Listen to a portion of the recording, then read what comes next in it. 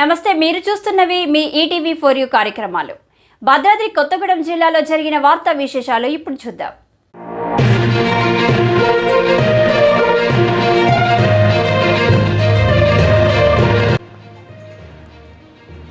లోక్సభ ఎన్నికలలో మూడవసారి అధికారం చేపట్టేందుకు కావాల్సిన మెజారిటీ సీట్లు సాధించిన శుభ సందర్భముగా జరిగే విజయోత్సవం వేడుకలలో భాగంగా 6 జూన్ 2024న గురువారం మధ్యాహ్నం 3 గంటలకు బీజేపీ జిల్లా కార్యాలయం నుండి బైక్ ర్యాలీ ప్రారంభమై సింగరేణి హాస్పిటల్కు చేరుకోవటంతో బైక్ ర్యాలీ పూర్తి అవుతుంది.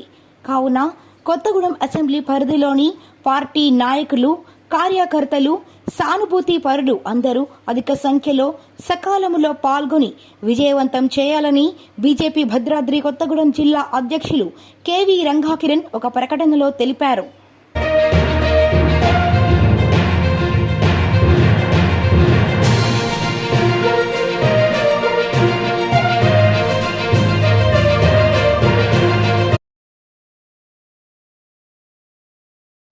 రెండు తెలుగు రాష్ట్రాల్లో జరిగిన మరిన్ని వార్తా విశేషాలు చూస్తూనే ఉండండి మీ ఈటీవీ ఫర్ యూ ఛానల్లో.